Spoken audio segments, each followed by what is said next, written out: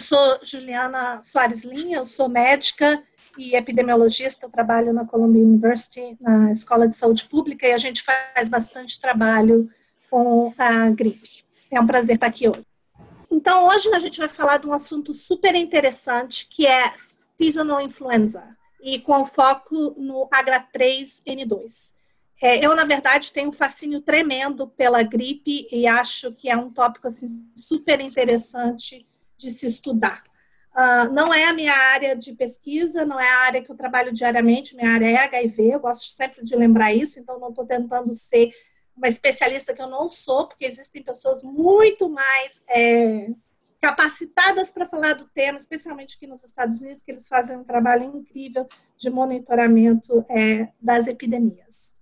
Só para vocês saberem, um outline bem breve da apresentação é o que sabemos sobre as epidemias do influenza, o que gostaríamos de saber, um pouco do background, do burden da disease, como é que é o peso global da doença, quais são os sistemas de surveillance que existem hoje no mundo, né? E aqui nos Estados Unidos, que eu acho que podem servir de exemplo para muitos países.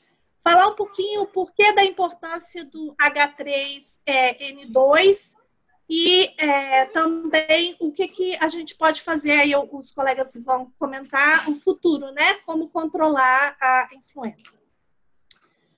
Então, só para falar um pouquinho da perspectiva histórica, eu acho que quem participou do webinar passado teve a oportunidade de ver o professor Paulo. Desculpa, gente. O Paulo falar um pouquinho da perspectiva histórica, e eu sempre gosto de trazer, porque eu acho que a gente aprende muito com isso. Mas a influenza, na verdade, é do italiano, influenza, e no início se achava que era uma epidemia por causa da influência das estrelas ou do frio. E a gente costuma dizer que quem viu uma epidemia de influenza só viu uma epidemia de influenza, porque, na verdade, a cada estação você tem uma epidemia diferente de influenza. Então, na verdade, ver uma não significa que você viu a outra, porque, como a gente vai ver, o vírus ele é bastante dinâmico.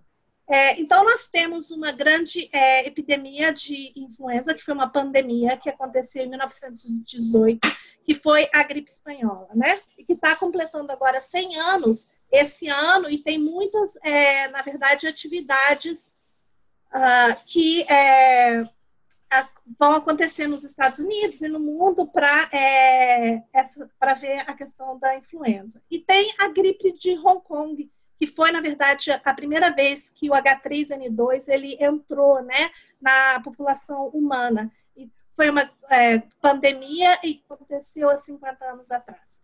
Então, quando a gente fala de influenza, a gente fala muito da questão da plasticidade imunológica do influenza.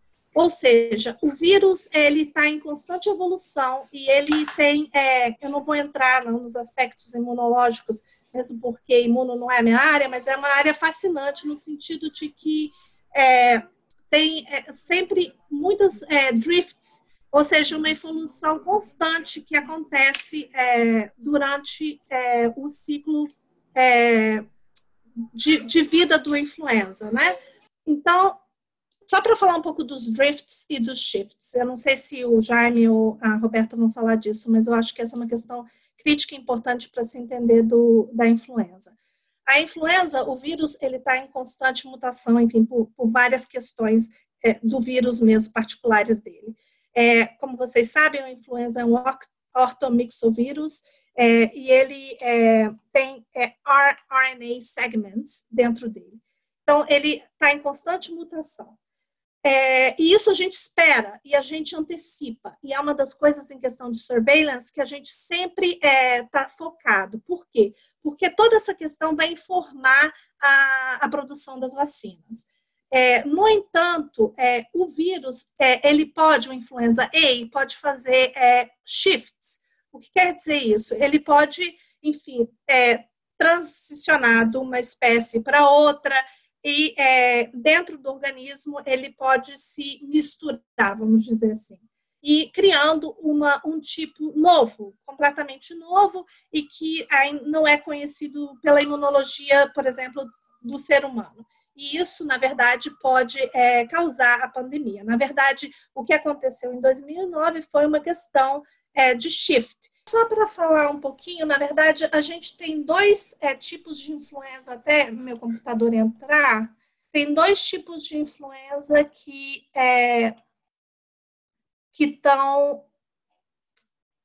acontecem no ser humano, né? Tem o influenza A, o H1N1, H3N2 e o influenza B, que são dois tipos. Então, na verdade, quando você vai fazer a vacina, você tenta fazer uma combinação de 3 tipos desses influenzas ou de 4 tipos. O que aconteceu com a vacina, acho que o Jaime vai falar isso depois, desse ano, na verdade, é que a gente, na verdade, só modificou da vacina do ano passado para esse ano, foi apenas o H1N1 que estava na vacina do ano anterior. Então, deixa eu ver se a minha apresentação aparece aqui, para eu mostrar para vocês. Então, como é que a gente, na verdade, está nesse momento? Porque a gente ainda, isso não é uma pandemia, mas os casos que aconteceram na Austrália, a Austrália ela informa muito do que acontece nos Estados Unidos. Então, foram inúmeros casos. Só para vocês terem uma ideia, eu acho que foram quantos casos? Mais de 200 mil casos reportados até outubro do ano passado. E comparado com o H1N1 que aconteceu em 2009, eram só 50 mil casos. Então, em peso de casos, foi muito, muito maior o que aconteceu na Austrália. E o que a gente está vendo nos Estados Unidos agora, ainda é cedo para a gente poder dizer como é que isso vai, vai terminar, porque os casos ainda estão aumentando. A gente não sabe se a gente atingiu ainda o pico da epidemia. Então, é muito importante a gente ter isso em mente. Então, só para falar um pouquinho do vírus influenza, porque eu acho que isso daí também é importante para a gente depois na discussão. Mas o vírus tem um envelope que tem hemaglutinina e, na verdade, a vacina vai exatamente induzir anticorpos que vão bloquear a entrada do vírus na célula e a neuraminidase, que é exatamente o sítio de ação das drogas hoje disponíveis para tratar o vírus. Então, só para ter uma ideia dos números globais da epidemia, eu acho que o infográfico da Academia Médica ficou muito legal, que mostrou realmente qual que é o peso. E o peso, esses são os números desde 2010. São mais de 1 bilhão de casos.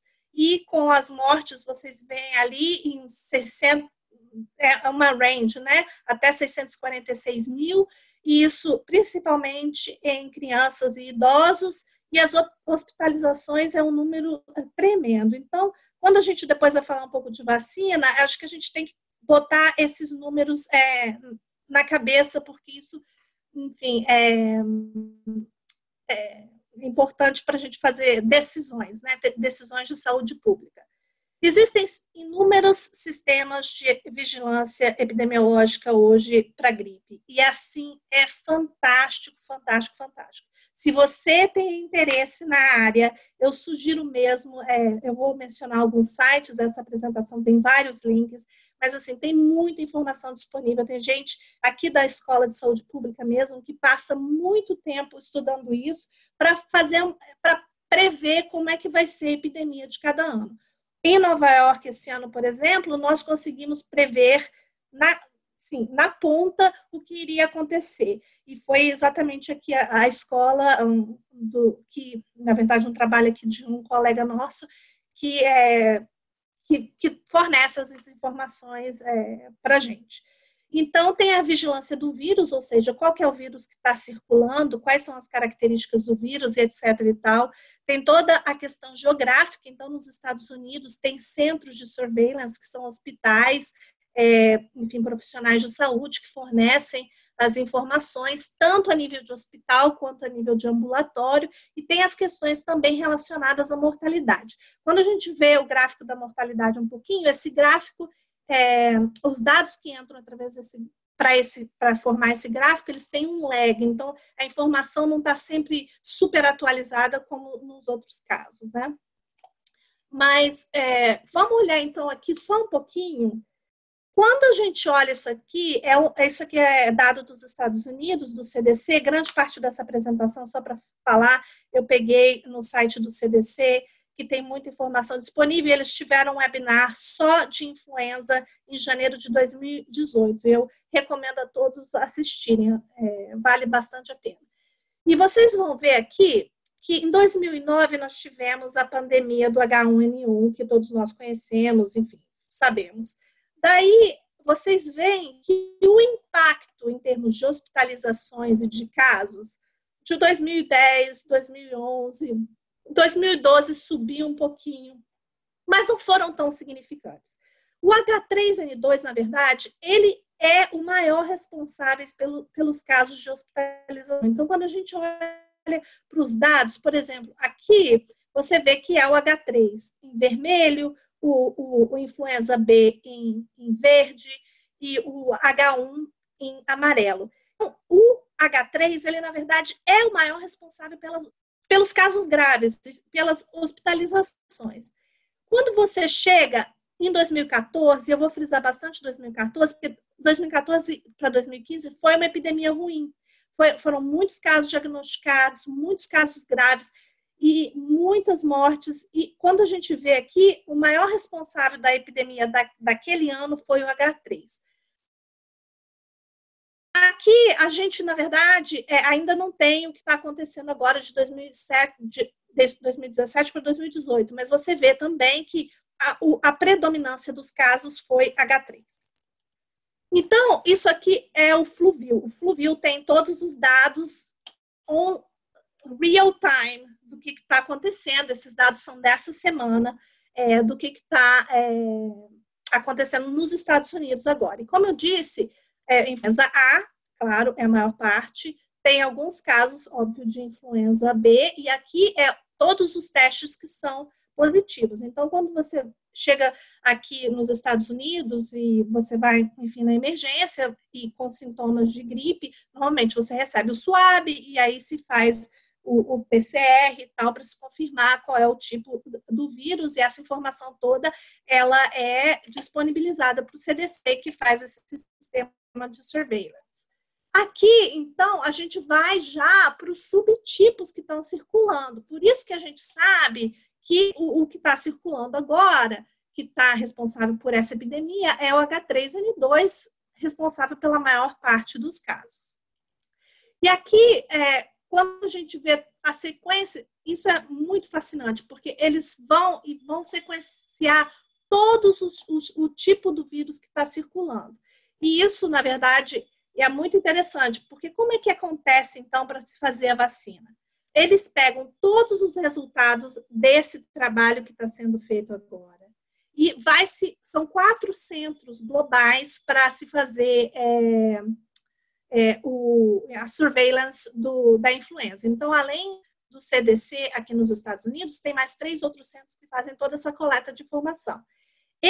Daqui um mês, por exemplo, nós estamos agora, enfim, em fevereiro, no final de fevereiro, esse grupo vai se encontrar para decidir qual que vai ser a vacina que vai ser feita. E, na verdade, esses dados são levados para fazer essa decisão. Bom, aqui eu acho que a Roberta vai falar um pouquinho sobre a questão da mortalidade, a questão da pneumonia e, enfim, dos casos graves da influenza. E aqui, como a gente viu, eu mostrei para vocês em 2015, que foi uma epidemia ruim, e você vê aqui o spike, né, dos casos de pneumonia e mortalidade, enfim, durante daquela epidemia. Agora, uma das coisas que eu acho que é muito interessante é a questão da surveillance em casos pediátricos e mortalidade pediátrica devido à influenza. Como a gente vê aqui nesse gráfico, 2014 a 2015 foram 148 casos de mortes pediátricas naquela epidemia. Esse ano, a gente já está em 53, mas como eu falei, esse ano não fechou, essa epidemia não está concluída, então a gente ainda está para ver o que vai acontecer. E aqui são os casos, enfim, como eu falei, são vários tipos de surveillance. Esses são os casos que vêm de pacientes hospitalizados. Todos os pacientes hospitalizados nos Estados Unidos por conta de influenza ou com influenza-like symptoms, eles, na verdade, recebem, enfim, o teste confirmatório. E aqui vocês veem os age groups, quer dizer, os grupos etários, né, de cada um desses pacientes, e o cumulativo, né, até janeiro de 27. Então, os casos ainda estão crescendo. E aqui também casos de crianças, adultos, casos confirmados nas hospitalizações, é só uma maneira diferente de ver os dados. Esse aqui na verdade, um slide interessante. Por quê? Porque ele mostra para a gente, nessas diferentes linhas de cores diferentes, todos os casos, né, cumulativos de pacientes em ambulatório. E quando a gente olha aqui, por exemplo, a epidemia que foi 2014 a 2015, vocês viram que foi uma epidemia que começou cedo, atingiu o pico e depois desceu. A linha em vermelho é onde nós estamos agora. Então, o que chamou bastante atenção nessa epidemia foi uma epidemia que começou cedo. Então, comparado com as outras epidemias, se você vê aqui 2011, 2012, 2013, você vê que ela se arrasta, ela faz um pico e ela depois desce. Aqui, você vê que essa é uma epidemia que começou cedo e está crescendo, a ponto dela o pico dela já está maior do que 2014 e 2015. Então, aí é que entra sempre no estudo das epidemias, a gente sempre, né, foi epidemiologista que chegou muito tarde ou chegou muito cedo, porque toda epidemia vai ter um pico e depois ela vai se estabilizar e descer. Então, às vezes a gente brinca, né, porque a gente fala, resolvemos o problema, sabíamos. Não, mas na verdade não resolvemos nada, porque essa é a história da epidemia mesmo. E aqui o que a gente precisa ver é se vai, enfim, continuar subindo e vai descer. Então, the verdict is out. Bom, todo o território dos Estados Unidos está afetado, enfim, e eu acho que talvez vocês tenham acompanhado na mídia, alguns estados não têm mais, enfim, medicamentos, ficaram com shortage, e não é que tenha uma questão de, enfim, de escassez no país, mas certas regiões, porque os picos começaram muito cedo, enfim, tiveram uma crise como supply chain, enfim. Bom, só para falar um pouco, eu vou esse é o meu último slide. Eu só queria falar duas coisas aqui. Esse é uma árvore filogenética do influenza A e do H3N2. Quando a gente olha, e é isso que é super interessante, talvez o Jaime vai falar sobre isso, mas por que está essa discussão? A vacina funciona ou a vacina não funciona? A vacina é eficaz ou não é eficaz?